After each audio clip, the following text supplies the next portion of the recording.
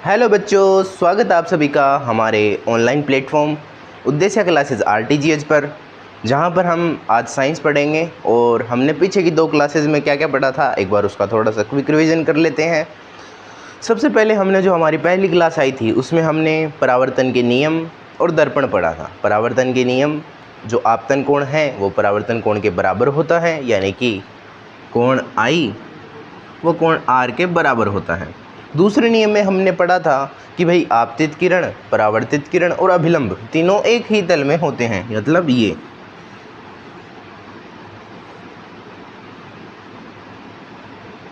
और इस साइड क्या है, पोलिश है।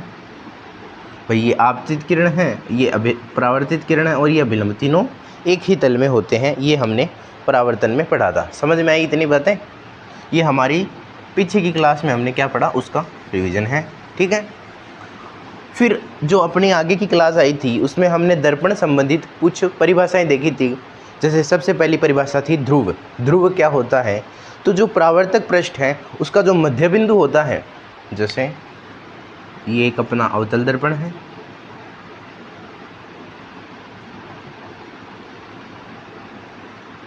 इस दर्पण का परावर्तक पृष्ठ का मध्य बिंदु क्या कहलाता है, ध्रुव कहलाता है।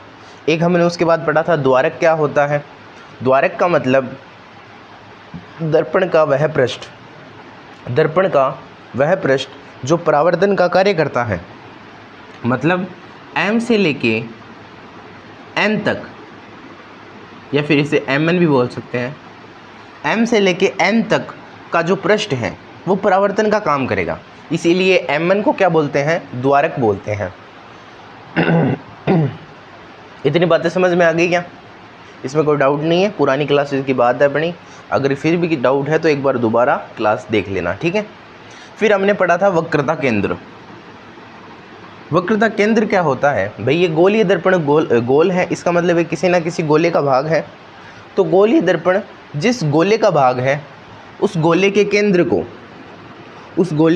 को क्या बोलते हैं, हम वक्रता केंद्र बोलते हैं। इतनी बात आई समझ में, ठीक है। फिर हमने क्या पढ़ा था, फिर हमने पढ़ा था कि भाई ये जो गोलीय दर्पण है, ये गोलीय दर्पण है जिस गोले का भाग है, ये गोलीय दर्पण जिस गोले का भाग है उस गोले की त्रिज्या को क्या बोलते हैं हम, कैपिटल R, मतलब वक्रता त्रिज्या। क्या बोलते हैं, वक्रता त्रिज्या बोलते हैं, ठीक है। इतनी बात समझ में आ गई। फिर हमने पढ़ा था मुख्य अक्ष। मुख्य अक्ष क्या होता है, जो वक्रता केंद्र और ध्रुव को जो रेखा मिलाती है, ये एक काल्पनिक रेखा होती है, वैसे तो होती नहीं है। तो वक्रता केंद्र और ध्रुव को जो मिलाने वाली जो काल्पनिक रेखा है उसे हम मुख्य अक्ष बोलते हैं। यानी ये जो लाइन है इसे हम बोलेंगे मुख्य अक्ष। इसे क्या बोलेंगे, मुख्य अक्ष। आई बात समझ में, ठीक है। फिर हमने पढ़ा था फोकस बिंदु। फोकस बिंदु क्या होता है कि भाई जो भी मुख्य अक्ष के समांतर जो भी किरणें आती हैं, मुख्य अक्ष के समांतर जो भी किरणें आती हैं वो परावर्तन के पश्चात एक ही बिंदु से होकर गुजरती है।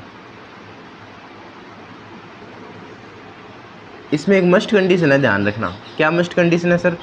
बोले मस्ट कंडीशन ये है कि जो आपतित किरण है, ये जो आने वाली जो किरण है ना, वो मुख्य अक्ष के समांतर होनी चाहिए। क्या होनी चाहिए, मुख्य अक्ष के समांतर। मतलब ऐसे नहीं कि ये मुख्य अक्ष को काट दें, ठीक है। आई बात समझ में? तो जो मुख्य अक्ष के समांतर जो भी प्रकाश किरण आती है वो परावर्तन के पश्चात, भाई यहाँ से परावर्तन हो गया, तो वो परावर्तन के पश्चात क्या करती है, एक बिंदु से होकर जाती है। उस बिंदु को बोलते हैं हम फोकस बिंदु, ठीक है। फोकस बिंदु बोलते हैं। इतनी बात समझ में आ गई। मतलब जो भी प्रकाश किरण जो मुख्य अक्ष के समांतर आती हैं वो परावर्तन के पश्चात एक ही बिंदु से होकर जाती हैं, और उस बिंदु को हम बोलते हैं फोकस बिंदु। और फोकस बिंदु और ध्रुव के बीच की जो दूरी है उसे हम बोलते हैं फोकस दूरी। इतना हमने पीछे की क्लास में पढ़ा था, ठीक है। मैं हर बार रिवीजन करवाता हूँ ताकि आपके पीछे के डाउट भी दोबारा क्लियर हो जाए एक बार, ठीक है। अब एक बार मैं ना फोकस दोबारा पढ़ाऊँगा। दोबारा क्यों पढ़ाऊँगा, देखो आप समझना आराम है। आपको पता चल गया भाई, अवतल दर्पण का मुख्य फोकस तो आपको पता ही चल गया ना। अवतल दर्पण का मुख्य फोकस इधर वाली साइड होता है। मैं बात करता हूँ उत्तल दर्पण की।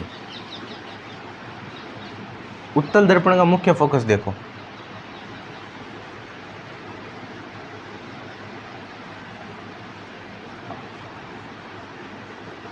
इसमें तो क्या था, वही अवतल दर्पण अंदर की ओर झुका होता है तो किरणें आके एक जगह केंद्रित हो जाएंगी। लेकिन मैं बात करूं उत्तल दर्पण की, ऐसा होता है क्या, अंदर वाली साइड पॉलिश होती है। अब मेरे को सपोज करो मैं एक डॉटेड लाइन कर देता हूँ,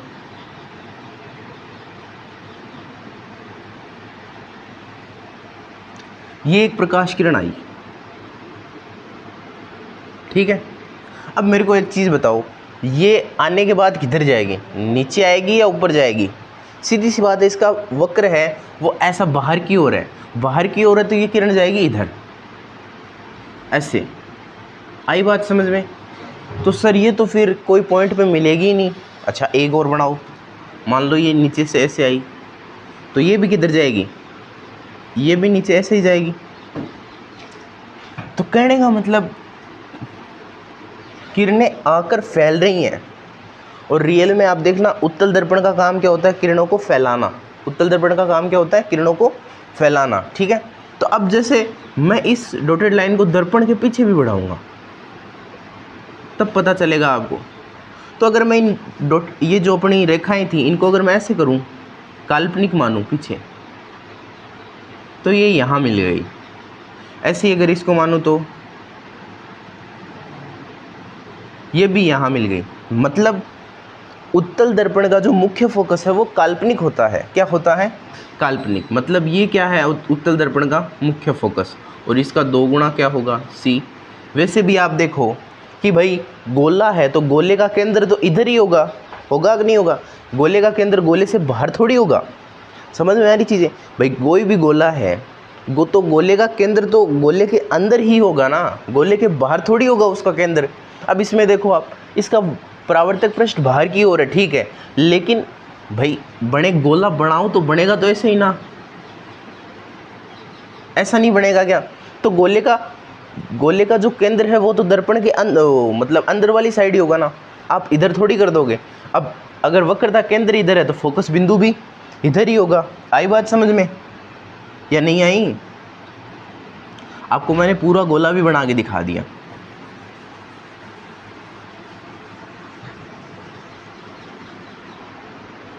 आई बात समझ में? मतलब अब देखो आराम से मेरी बात सुनो। अगर आपको पूछे उत्तल दर्पण के मुख्य फोकस की परिभाषा लिखो, कैसे लिखोगे? ये तो मुख्य अक्ष ही है। मुख्य अक्ष के समांतर आने वाली प्रकाश किरणें, मुख्य अक्ष के समांतर आने वाली प्रकाश किरणें परावर्तन के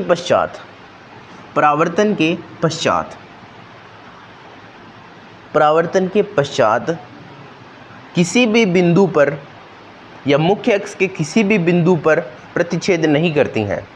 अतः परावर्तित किरणों को पीछे की तरफ बढ़ाने पर ये एक बिंदु पर मिलती हुई प्रतीत होती हैं। मेरी परिभाषा 2-3 बार सुनो आराम से, क्या बोल रहा हूँ मैं, सुनो। मुख्य अक्ष के समांतर आने वाली प्रकाश किरणें परावर्तन, यहाँ से परावर्तन हो गया, तो परावर्तन के पश्चात, आराम से सुनो, परावर्तन के पश्चात मुख्य अक्ष के किसी भी बिंदु पर मिलती हुई प्रतीत नहीं होती है। लेकिन अगर हम परावर्तित किरण को पीछे की तरफ बढ़ाएं तो यह एक बिंदु पर मिलती हैं, जिसे उत्तल दर्पण का मुख्य फोकस कहते हैं। आई क्या बात समझ में? यही चीज़ मैं समझाना चाहता था तुम्हें। आई बात समझ में? इसमें कोई डाउट नहीं है। तो अब जो हमारा आगे का जो टॉपिक है, टॉपिक लिखो आगे। आज हम पढ़ेंगे गोलीय दर्पण से परावर्तन के नियम। भाई गोलीय दर्पण से जो परावर्तन होता है उसमें कुछ नियम होते हैं क्या? मैंने 1-2 नियम तो आपको अभी बता दिए। कैसे सर? बताऊंगा।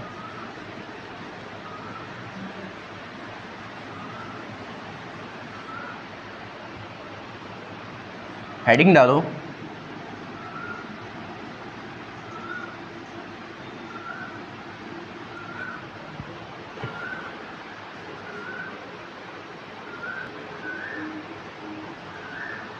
हेडिंग डाल लो, गोलीय दर्पण से परावर्तन के नियम।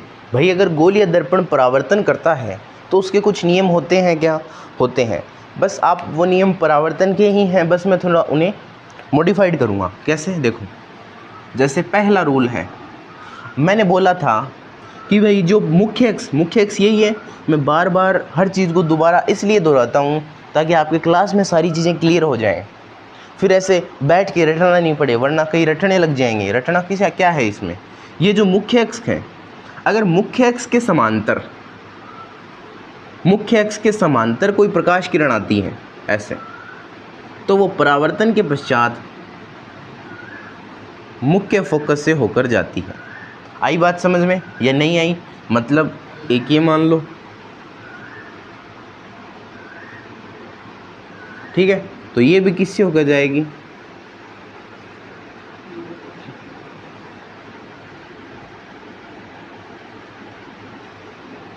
यानी पहला रूल क्या है, पहला नियम क्या है,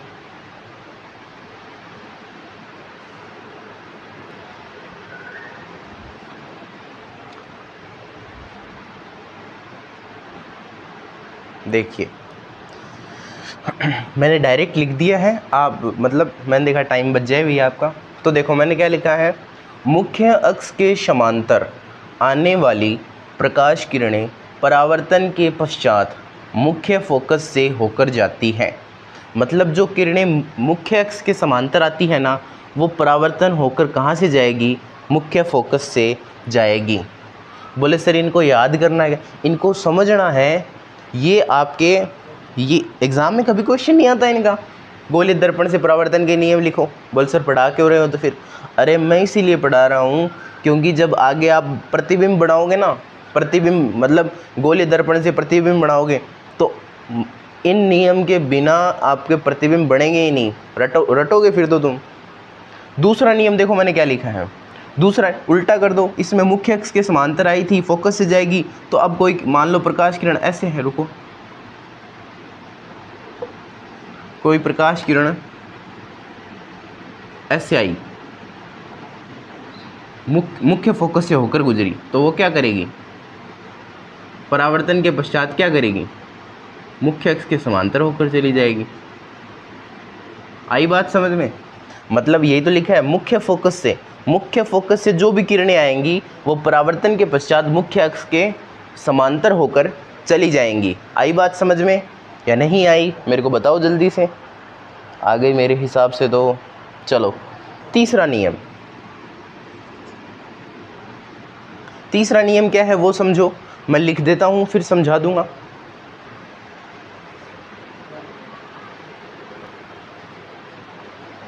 देखो अब मैंने क्या लिखा है, आपतित प्रकाश किरण ध्रुव पर जिस कोण से आपतित होती है उसी कोण से परावर्तित होती हैं। अब ये कोई नई बात नहीं है, ये हम पीछे पढ़ गए हैं कि भाई आपतन कोण परावर्तन कोण के बराबर होता है, लेकिन मैंने इसको अलग बात लिखा है। क्यों लिखा है देखो, मैं भी ये थोड़ा इरेज करता हूँ ताकि ये बात समझा दूँ आपको इसी में।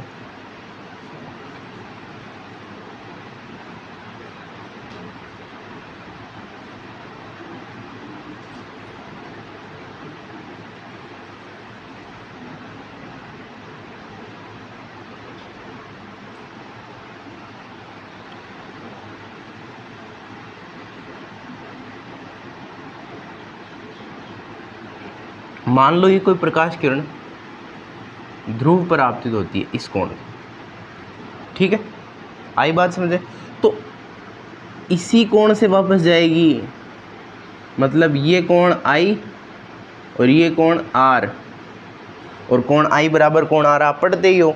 मतलब आपतित प्रकाश किरण ध्रुव पर जिस कोण से आपतित होती हैं उसी कोण से परावर्तित होती हैं। बोले सर अगर हम आगे गोलीय दर्पण से प्रतिबिंब बनाते हैं तो चलो ये कोण तो कोई भी हो, तो जाने वाला कोण क्या हम चांदे से बैठ के नाप के करेंगे? नहीं, उसकी भी अपने पास एक बहुत शानदार ज़बरदस्त तरीका है।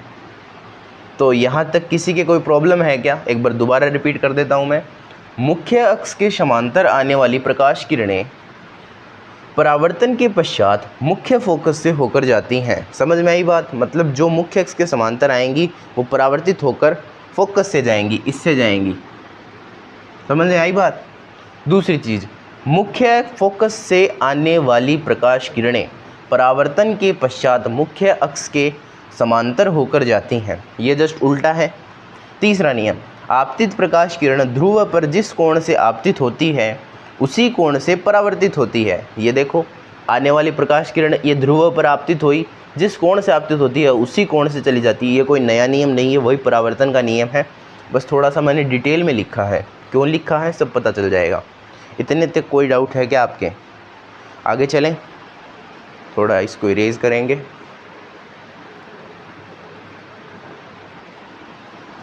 आपका गोलीय दर्पण से परावर्तन के नियम का ये है अंतिम नियम है। ये क्या है? वक्रता केंद्र से आने वाली, मतलब जो किरण वक्रता केंद्र से होकर जाती है, मतलब वक्रता केंद्र से आने वाली प्रकाश किरण परावर्तन के पश्चात वक्रता केंद्र से होकर जाती है। मतलब ये जैसे आई है वैसे ही चली जाएगी। इसका रीज़न क्या है पता है किसी को? कि भाई क्यों एक किरण वक्रता केंद्र से आती है तो वक्रता केंद्र से ही चली जाती है। ये चीज़ मैंने आपको क्लास के फर्स्ट क्लास में ही बता दी थी। जो फर्स्ट क्लास थी उसी में मैंने बता दिया था। बताओ किसी को याद है तो? अगर किसी को पता है तो मेरे को ये चीज़ अभी कमेंट करके बताओ। मतलब मैं आपके कमेंट देखूंगा और बताना मेरे को कि भाई जो प्रकाश किरण वक्रता केंद्र से होकर आती है वो वक्रता केंद्र से होकर ही क्यों जाती है। नहीं पता ना? थोड़ा दिमाग लगाना सीखो। इधर आओ। अब मैंने आपको बताया था कि ये कोई पृष्ठ है और ये अभिलंब है। अगर कोई प्रकाश किरण ऐसे आती है अभिलंबवत आती है तो वो वापस ऐसे ही चली जाएगी। मतलब इसने कोण क्या बनाया? 0 degree. Same as it is condition है वक्रता केंद्र से। ये देखो, ये 90 डिग्री और ये 90 डिग्री। आई बात समझ में? मतलब जो वक्रता केंद्र से जो भी किरण आती है, कैसे ही आ जाओ चाहे, वो क्या करती है? वो हमेशा पृष्ठ के लंबवत होती है। इसी कारण जो वक्रता केंद्र से आती है वो वक्रता केंद्र से ही वापस चली जाती है। अब आपके गोलीय दर्पण से परावर्तन के नियम समाप्त होते हैं। और अब हम आगे की क्लास में क्या करेंगे? अब हम आगे की क्लास में सीखेंगे कि गोलीय दर्पण से हम प्रतिबिंब कैसे बनाएं। और मैं कह रहा हूँ, मेरी ये 100% गारंटी है। मैं जैसे बता रहा हूँ ना, वैसे अगर करोगे कि भाई हम प्रतिबिंब कैसे बनाएं, तो मजाल रटने की तो चांस ही नहीं है।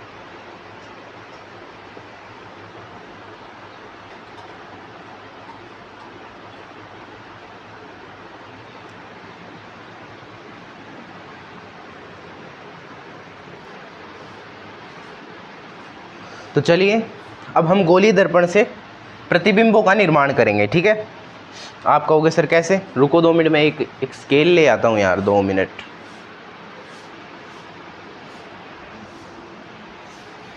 तो अब हम क्या करेंगे? प्रतिबिंबों का निर्माण करेंगे। ठीक है? जैसे अवतल दर्पण से ही करेंगे ज़्यादा। हम यहाँ प्रतिबिंब निर्माण कर रहे हैं सबसे पहले किससे? कौन से दर्पण से? अवतल दर्पण से। ठीक है? जिसके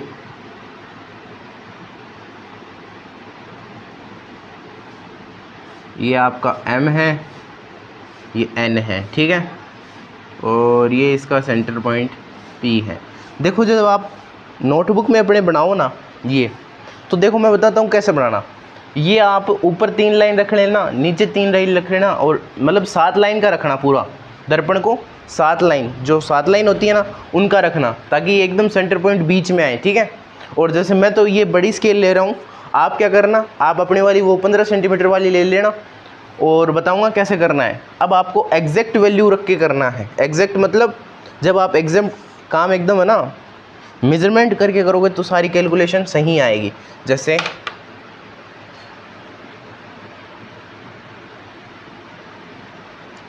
चलो मैं क्या कर रहा हूँ, पहले तो वो खींचते हैं एक।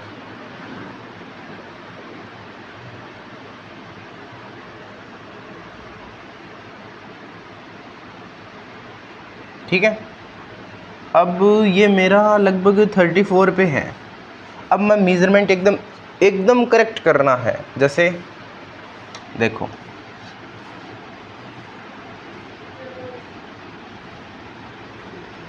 यहाँ पे 1 इंच है, तो 1 2 3 4 5। मैं 5 पे क्या करता हूँ, यहाँ पे डॉट कर लेता हूँ। मतलब मैं 5 इंच का तो ले रहा हूँ फोकस, और 5 का ही लूँगा वक्रता केंद्र। आई बात समझ में? यानी मैंने फोकस बिंदु भी 5 इंच का लिया और वक्रता केंद्र भी 5 इंच का लिया। अब आप जो फोकस, वो आपका जो रूल है वो लागू हो जाएगा R बराबर 2F वाला, ठीक है। मैं कह रहा हूँ आपके सिर्फ पहला जो बनाओगे ना उसमें थोड़ी प्रॉब्लम आएगी, आपको लगेगा ये क्या हो रहा है, कैसे कर रहे हैं। उसके बाद जब आप स्टार्ट करोगे ना, मैं जैसे मैं मेजरमेंट करके बता रहा हूँ वैसे, तो फिर कोई प्रॉब्लम नहीं आएगी आपके, ठीक है। जैसे मैंने 5 इंच पे किया है और वो वक्रता केंद्र भी 5 इंच पे लिया, कुल मिला के वक्रता त्रिज्या हो गई 10 इंच। आप क्या करना, आप जब करो ना तो आप क्या करना, आप सेंटीमीटर में ले लेना।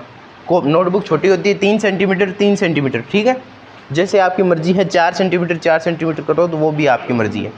अब मैं प्रतिबिंब बनाता हूँ।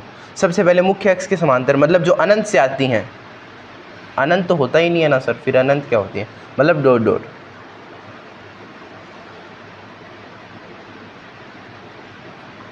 ये आई। अब आपको पता ये परावर्तन के पश्चात कहाँ से जाएगी,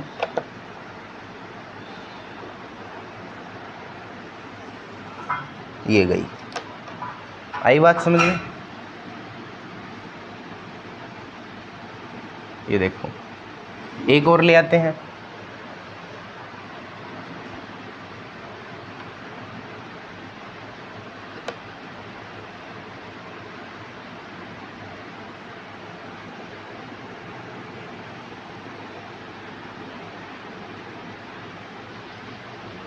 और ये भी क्या करेगी, परावर्तन के पश्चात मुख्य फोकस से होकर जाएगी।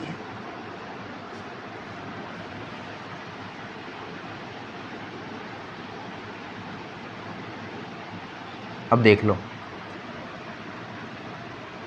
अगर कोई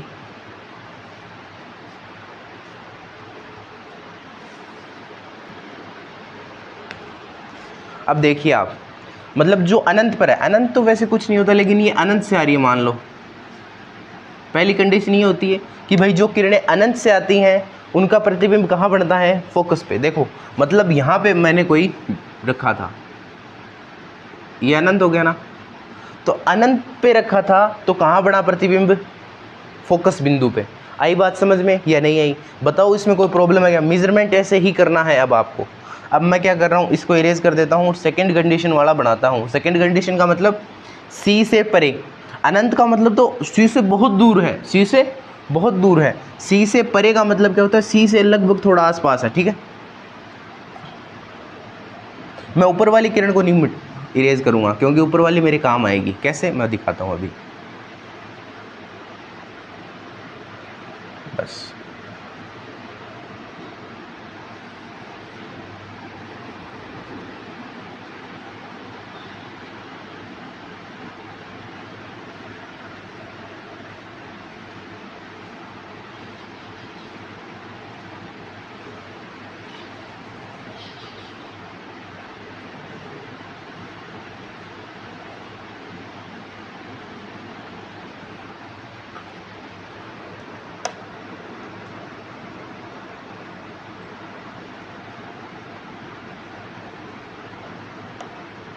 ठीक है। मान लिया मैंने कोई बिंब यहाँ रखा है, ठीक है। मैंने कोई बिंब यहाँ रखा है ए बी।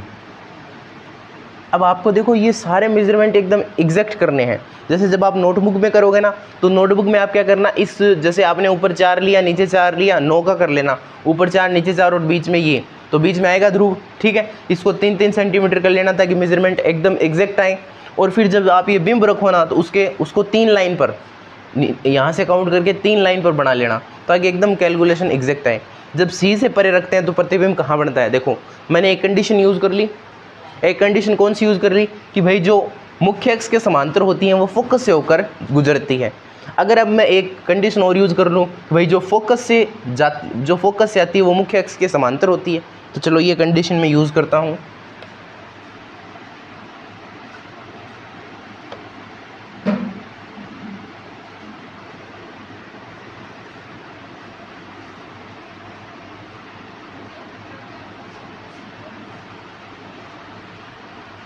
और ये मुख्य अक्ष के समांतर होकर चली जाएगी।